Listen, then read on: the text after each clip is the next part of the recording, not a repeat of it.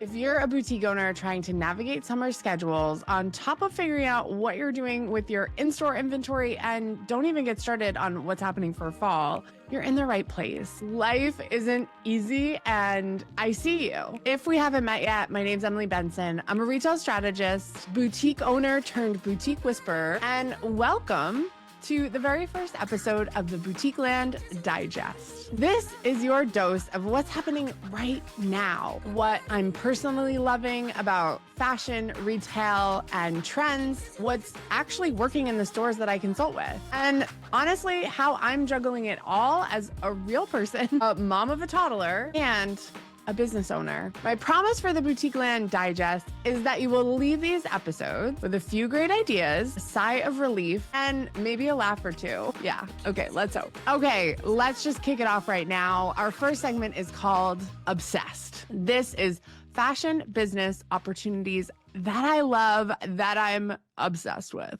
First up is going to be women's sports. I'm sorry, but if you follow me on Instagram, you know that I am obsessed. As a former athlete, I absolutely love the idea that women's sports is finally getting its due. If you're not paying attention to what's happening just in the WNBA right now, you are severely missing out on how much awesome stuff is happening. Let me catch you up, okay? So the WNBA has slowly been growing. That has been helped by the NCAA March Madness tournament, right? So we go from women's championships in March Madness right into the WNBA draft, and then actually they start their season like immediately. So it feels like the past couple of years from this transition from like late winter into spring and summer has really captured the attention of so many people. The WNBA has capitalized on this idea that coming out of winter into the spring and summer season, they're going to just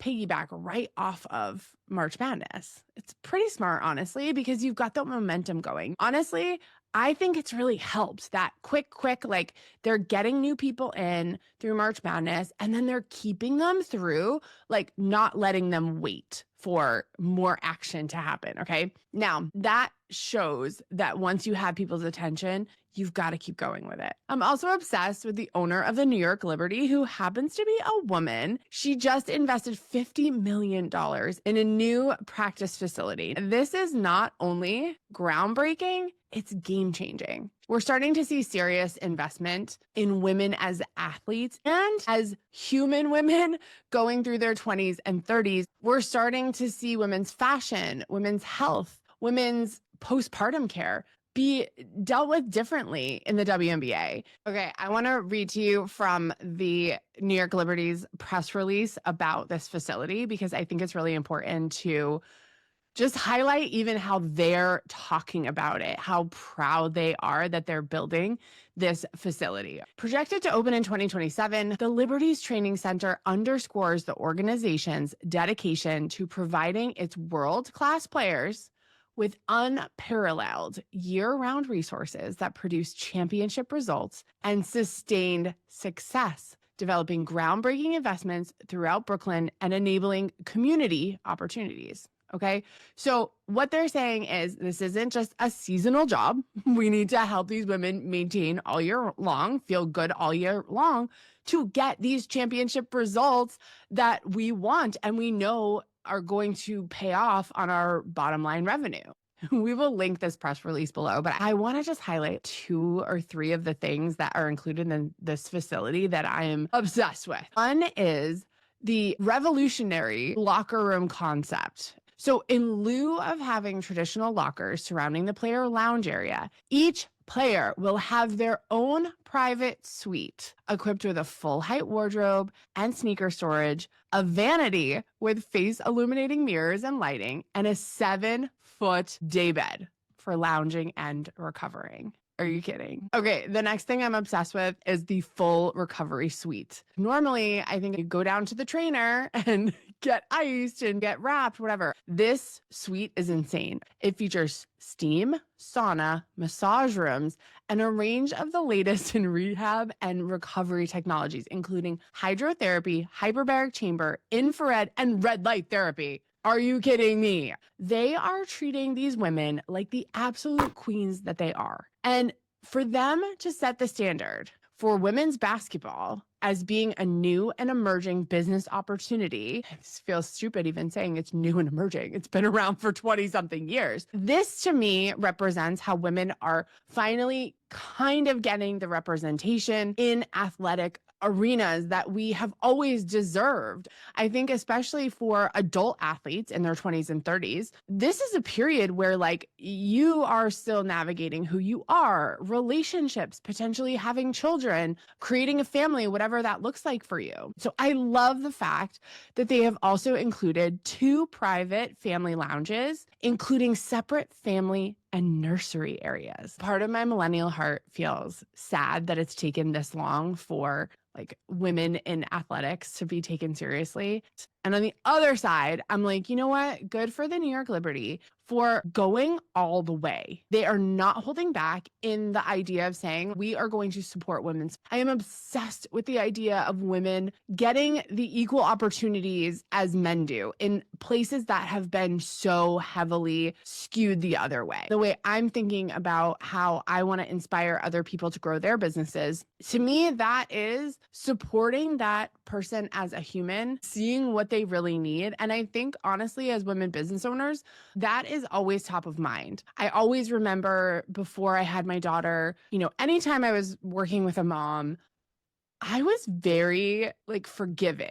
I was very like, no, do what you need to do. If the baby's there, da, da, da. I had coaches that were like so pure about coaching and they would say, like, don't let any kids in the room. You need to have your client focus. That's not realistic when you have a toddler or a 15-year-old. I don't care. I see all ages pop up on all of our Zoom calls all the time. And I love that because there's no boundary between life and business. Like that's not a thing that happens with women. And so to even try to say that it's potentially possible is just silly. What we need instead is supports. It supports like this where it makes your life easier because it's set up for you. It's there. It's ready to go. You just have to show up and it's available to you. I think that that's where I want to help women in their retail businesses get more streamlined because I think that when you have a plan, when you have those supports in place, whether that support is a housekeeper, it's childcare, it's someone to ship and receive your packages, I don't care what it is, you cannot scale a business. You cannot become a world-class professional athlete, elite retail owner without the support that you need. And this is why we see so many owners being burnt out or feeling like I'm working 24/7 or where's the payoff in this? It is directly correlated with the fact that most women don't have the full support that they need. You can have the most loving situation that you're in. Like I'm not even trying to be negative because I struggle with this. I struggle with what support do I need at this time in my life? Since having a child, like everything has been turned upside down and in a good way, but also in a way where I'm like really like, I need more support. So let's also loop this back into fashion, clothing, women's athletic athleisure. I think actually it was kind of insulting to call it like athleisure because it's really like we're wearing athletic clothes to live our life that is kind of like a game. It's every day we're leaving the house feeling like we need to look good, perform well, and we need to be comfortable doing that. And so I think that's been the rise of athletic wear. I think we're just comfier in it. And with all the other stress going on, like that is why this is happening. I went to a local carnival in our town. Every woman and teenage girl and middle school, everyone had on skirts. Everyone had on tank tops. Everyone literally looked like they just came off the tennis court. Okay. And I guarantee you most of them didn't. But what I'm saying is women want to be comfy, especially in highly stressful situations like a carnival where your kids are screaming and there's loud noises, right? We have to consider the lifestyle of a woman and how we are really dressing her. I think that including performance fabrics, looking into how much stretch something has. I think the days of women wearing leggings as pants isn't over. It's just evolved to a place where everyone's like, actually, like women need to be comfortable. Why are we making them wear heels and tight things? And like, for me, the cultural moment of women's sports, athleisure wear, fashion, and I didn't even talk about fashion in the tunnel. I mean, the amount of catwalking we're seeing by NBA players is inspiring. Like, you should be calling those agents, those stylists, those reps and being like, how can I dress this player? Because they're getting a ton of airtime. They have a huge following on social media. I find that a lot of people are looking for influencers in the wrong place. To me, go somewhere where it's not just, I'm an influencer because I like clothes and I post good content. I'm an inspiring person and I want to wear clothes by a woman that inspire me. If this is part of your ideal customer profile, how do you capitalize on that? And how do you leverage being early? Okay. We're not super early anymore in the women's sports trend, but we're still quite early in the curve. Okay. Give it 10 years and it's going to be everywhere. Like, it's over. If you get in on this now, there is a lot of potential opportunity. So if you've been looking to start some kind of athletic brand, athletic inspired brand, now's your time. Stop holding back. Like, it is time. Create wonderful performance-based clothes for women. Get an athlete to be your influencer, and know that this is the movement forward. Okay. The other thing that I'm completely obsessed with is the idea of retail being community oriented in a way that feels dynamic. I think that the future of retail includes, as a piece of it, experiential situations in a store. Meaning, and I've said this before, and I don't care if you take my idea, like, please take it, but just give me an equity. This is my idea. It's a kind of like a new age bar. The idea of a bar, because we're going to go there and have fun, but it's like everything opposite that you would think. So maybe there is dancing, but like, we're definitely dancing like without talking to each other and without worrying what we look like. There is drinking, but it's not alcohol. It's nootropics and it's smoothies and it's feels cool and healthy. We're going to this bar also to have a book club or a knitting class or a sewing class or a AI class. Then on top of it, you sell retail, you sell some clothes, you sell some gifts, you sell the non-alcoholic drinks that you serve at the bar. I think there is huge potential for alternative ideas for what retail looks like as you're in startup mode and or as you develop the store that you already have. Developing the idea that you are an event space as like a side gig. To me, that's the best marketing. I want to give you some examples of this because obviously my bar, crafting center, dance party space is a lot and like also just very like fresh. I want to help you think about ideas that you can do in your current situation that could help. I have a bunch of clients that are doing this. So I have a client, Lauren, at the Wild Heart, and she is a women's boutique, but she has a unique situation where she has a side yard at her store. And so she's done outdoor markets, she's done like pop-ups, she's done a lot out there. Most recently, though, she's having like a pop-up dinner in the yard, and she is collaborating with other local businesses to host this. I love that. I love that so much. Not only is she having community space, but it is a side gig marketing thing, right? Like, it is marketing to other audiences through these other businesses that maybe you wouldn't have gotten to before. It's very local. So the opportunity for press coverage or to invite a journalist or a blogger or an influencer is like awesome if someone would want to do that. But the idea of hosting this event is a lot of work and could potentially have a good amount of payoff, if not even just the good karma of getting people together for a joyful experience. I have a client, Lisa Sue, who has a store in Falmouth, and she has been hosting author events, inviting authors into her store for a night, inviting people, not only promoting the book, having the author do a talk, she's turning her store into a place where conversations can happen. She's bringing in authors that have written books to help people like her ideal customer. I think most recently, the author she brought in talked in her book about adversity and huge challenges in her life. The book is all about navigating them. At the time Lisa Sue hosted this author, like, it was a time of change in her community. It was a time of change for her ideal customer. And so not only was it like, I want to promote this author who is a woman, I also want to help my ideal clients navigate these hard times that they're going through. And sometimes that is not about selling them something. Okay, let's be so clear. A new outfit can help you feel better for sure. But having someone come to the store to give advice, just help people, that is what stays. Like, that is what stays with people. The idea that Lisa Sue is turning her store into a space for conversations is so beautiful. And does it help sales? Yeah, it totally does. You do good, make lots of friends, and the money will come. Make lots of money. That's the tagline for my business. Make lots of friends, make lots of money. Did Lisa Sue do that event because she said, oh, I can make so much money from this? No, she didn't. She said, I find this woman incredibly inspiring. Her book is so great. She's from the area.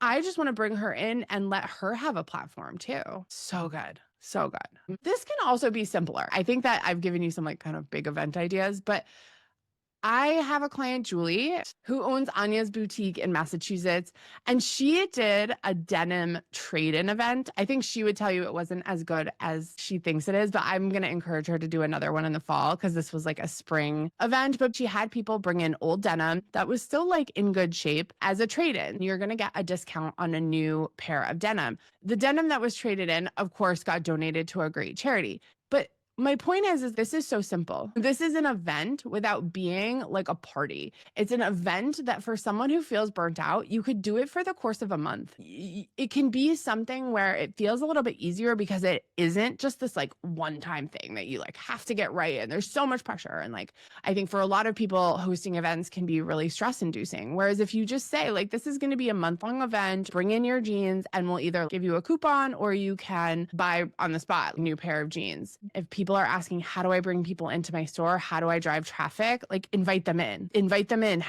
give them a job, bring in something and we'll give you something, right? Easy, easy, easy. So obsessed with events, but thinking outside the box about events, thinking about how they can be either simpler, inspiring, or collaborative with your neighbors. All of these angles for hosting an event can really help elevate your store. And honestly, like just be more fun for you. Like, I know that the sip and shop thing, like we've been doing that forever. And I think at this point, like women still want to sip and shop, but like maybe they also want to eat dinner too with some cool people, or maybe they want to meet the author of a book that they love so much, right? Like there's so much opportunity to expand the idea of a sip and shop to be a little bit more intellectual, be a little bit more elevated, and honestly, respecting where your ideal customer is at that moment. There's so much to be said for that. So I am obsessed with women's sports and I am obsessed with events that are a little bit different than what we've seen. My next segment is called Après Nap, Balancing Motherhood and Business. I just want to tell you really quickly before we have this be an all the time thing. For the past 3 years, I have wanted to start a club called the Après Nap Club. It is a club where there's like 5 houses involved. You pick a day, and every week on that day, you rotate through houses. But from 3 to 5, you can drop into the host family for Après Nap, let your kids play together, and take a breather, talk to other adults, but basically distract your kids for those 2 hours between nap time and dinner time. We did this last week with some friends and it was just lovely. It was such a nice way to catch up with them, let the kids play. It was so nice. So that's my idea here with Après Nap, is that you and I are meeting for a little bit while our kids play and we're just gabbing and chatting and kind of moaning to each other. So here we go, okay? June has the weirdest energy. I feel like in boutique land, May is always such a good month because we are in like sort of holiday season, like the spring holiday season, and May is just a long month. Boutiques tend to have more sales then. June starts to get weird. I think if you're a parent or a teacher or someone who revolves around a school year, this is a hard time because it's transitional, okay? Everyone likes to say, oh, the J months are bad. No, the J months are transitional months, including June and July, because June, kids are getting out of school. We're starting doing camps or whatever. Maybe we're traveling more. Maybe like suddenly the routines get washed to the side. Suddenly the days and the times look different. Also, the weather is all over the place. It's like either super hot or it's rainy every day. Like it's just a weird month. So truly for me, I always feel like that July 4th week, everything is dead. Like everyone is like, we're done. We're having summer.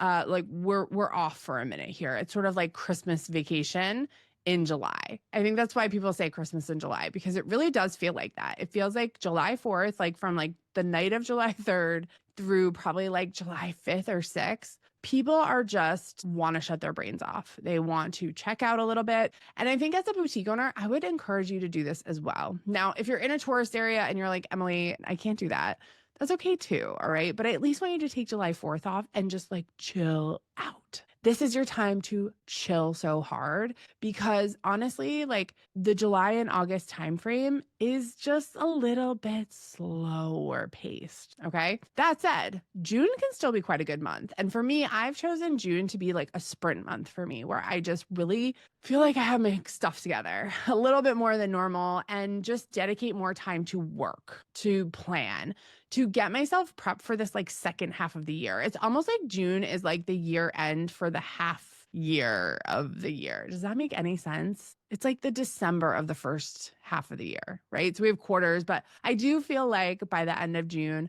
I want to feel like that first half of the year has like gone well and I'm doing well. And if I'm not, I'm also assessing what I could do differently. So again, like from a business perspective, I would say this is the time to like really dig into the data and really look at what happened for the first half of the year, so that the fall feels easy. The fall feels like it's based on what you know from spring and summer. Yeah, that's right. Getting seasons mixed up. And I think also in June, allowing yourself to have a little bit of wiggle room. So when you do have space to work, you're just like going for it, right? I think instead of feeling like I have to be at a baseball playoff game on my phone answering messages, like maybe I'll do that for a little bit, but I'm also going to say, you know what, this is family time and I'm going to shut off and I'm going to be here with my family. I find that when my work slips into my like family or personal time, it actually is like really distracting and not productive. For me, being productive means locking myself in the room and getting stuff done. And so I've created very specific segments of time where I can do this being one of them. I've planned this to be a time where I get a bunch of video work done. And then I can pass it off and feel good about it. I want to encourage you to find the things in your business that move the needle the most. And when you have that time to work, focus on only those things. Okay. And when you focus on those things, do not get distracted. Set a timer for yourself. I've been working in 25-minute sprints when I do these work sessions, and it's so helpful because I'll say for 25 minutes, I have to focus on this one thing. Can't get distracted. I can't be all over the place. And it's just intentional how I'm spending my time. So I want to encourage you, if June has the opportunity to be any kind of like sprint month for you, or a month where you start to like be more definitive about business time versus home time, and just set a bit more of a boundary than you have in the past. I want to encourage you to do that, because I think the other thing of why June and July are bad for boutiques is honestly because moms are distracted, and moms mostly run boutiques. Like, and again, if you're not a mom, like you probably sell to some moms. You probably have some moms working for you, you know, like if you are in a totally non-kid business, like good for you. Go hard all the time for as long as you can. Okay. But if you have anything at all that has to do with kids, it's going to be a new transition and a new opportunity for you to set more boundaries, for you to decide. Like my daughter just came in here. She brought me this beautiful rainbow unicorn drawing that she did with her dad. And we connected for a couple minutes. And then I said, hey, I'm working right now. Like, I really need to finish these videos. Like, can you go play with dad? And I'll be down really soon. She's like, yep, okay. Now, it wasn't like that 6 months ago. We've worked very hard to get that transition going okay. But I want to encourage you to try to do that with your kids if you can at all. If that's a possibility for you, try to teach them like, hey, mom's got to work now. I know I work from the house. I know that you can hear me. I know that you want to play with me. I want to play with you too. But I also really like my work and I really want to do it. And so I need you to just go downstairs or go outside. Right. I think that's the part where I think the mom guilt comes in. People say like, oh, I'm so guilty as a mom. Like, don't be. Like, you are doing what you want to do and what's best for you and your family. And if that means you have to spend a little less time with your kids now and then, like, that's what it is. right? That's what it takes to be able to have a business while you have kids. Frankly, I think when you have especially little kids, it is super hard. Just they need you so much. And so then you can't give what you need to your business. Like it's just a tough transition moment. And I wish that I had more solutions for support and ideas. I don't. Honestly, I think it's just if you can get through the first 3 years of your child's life, you are winning. You are coming out the other side being like, okay, that was wild. Where do we go from here? And I think that's where I am.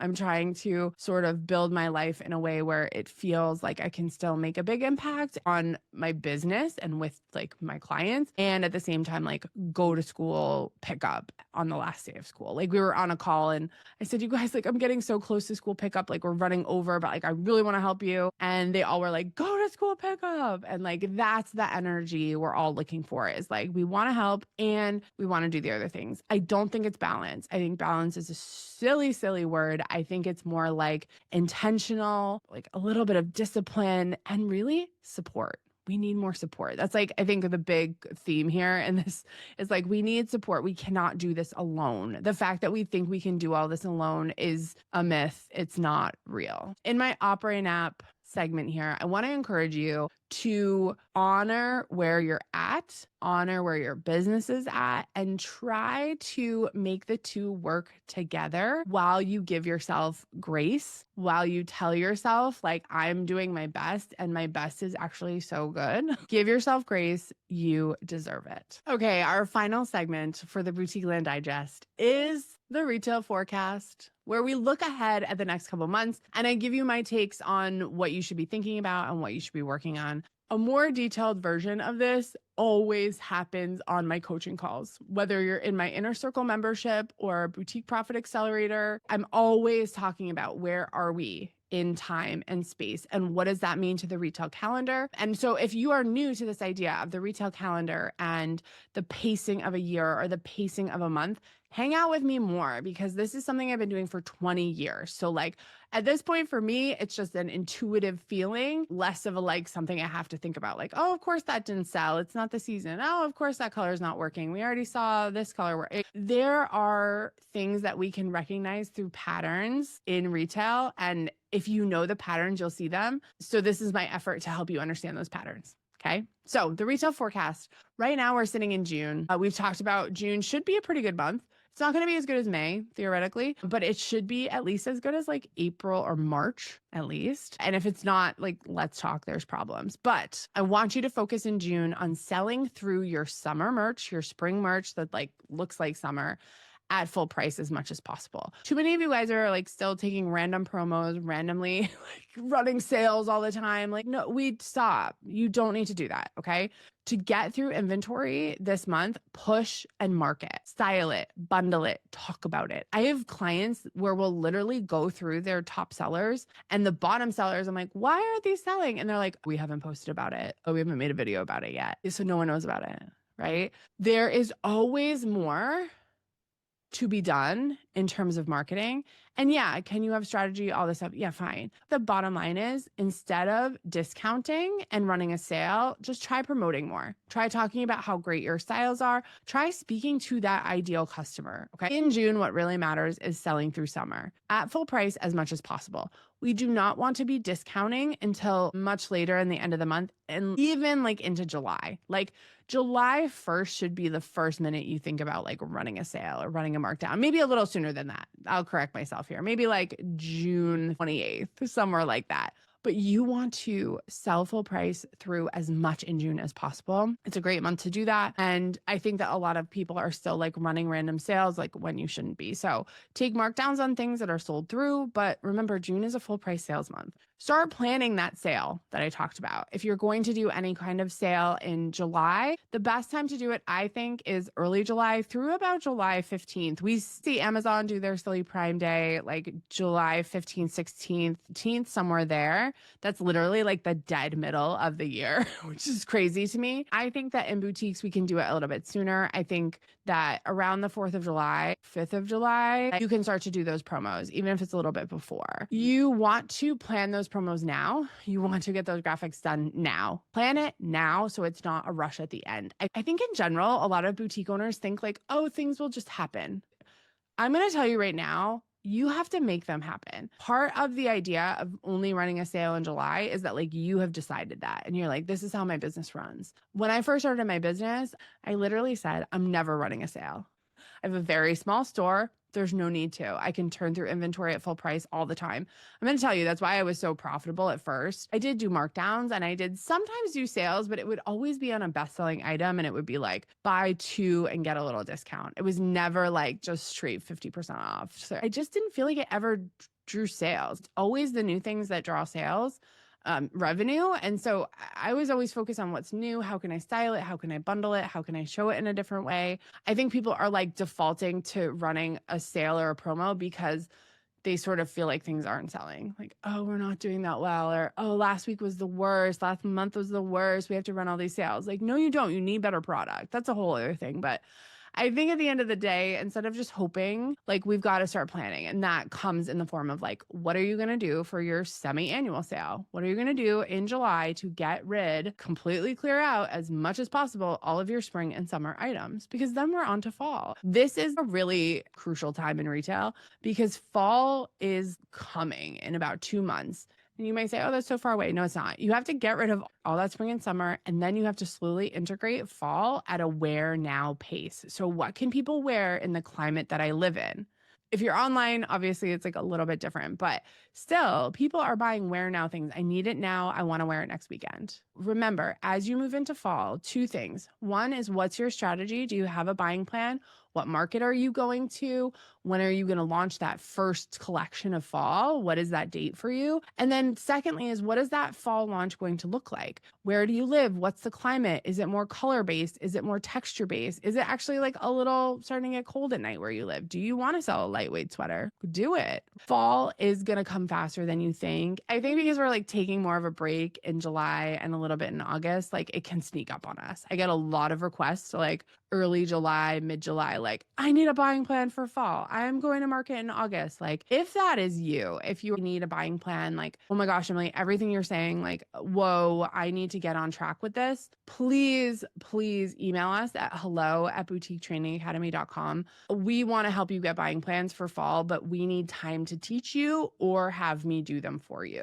With a buying plan, it takes time, especially the bigger store you are or the more locations you have. If you have one store, whether that's online or brick and mortar, and you sell women's clothes and accessories, we should be able to get you a buy plan pretty quickly. If you have more stores, if you have more departments, if you sell gifts and kids, and that takes time. Like it can take up to a month or 2 to really get you a good buy plan. And this is just because it's a lot of data to go through. Let us know early if you've been thinking about working with me to have a buying plan and honestly make more profit. That's what a buying plan does. Fall is coming. It's coming quick. And so we've got to get that strategy going. Okay, so if you enjoyed this, please tell me in the comments. Please send me an email. I am really thinking about my content strategy and what you guys need and what I like to do and trying to make it work. So please let me know. And or if this was helpful, if you loved it, share it with your boutique bestie. Send it to a friend. Post it in a Facebook group that you're a part of that you're like, wow, this was a ton of great information that's like super relevant for right now. Please do that. I'm trying to balance how much I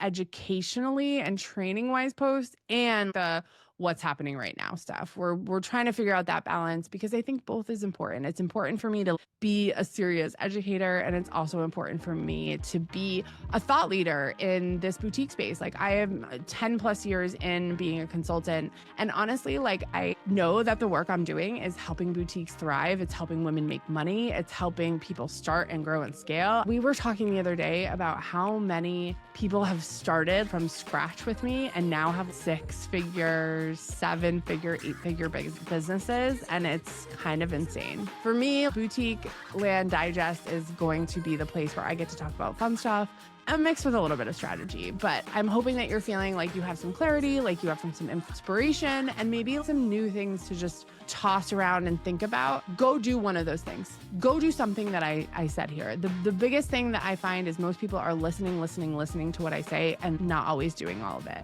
So do it, test it, try it. I dare you. All right, here's to making lots of friends and making lots of money. I'll see you on the next one. Bye.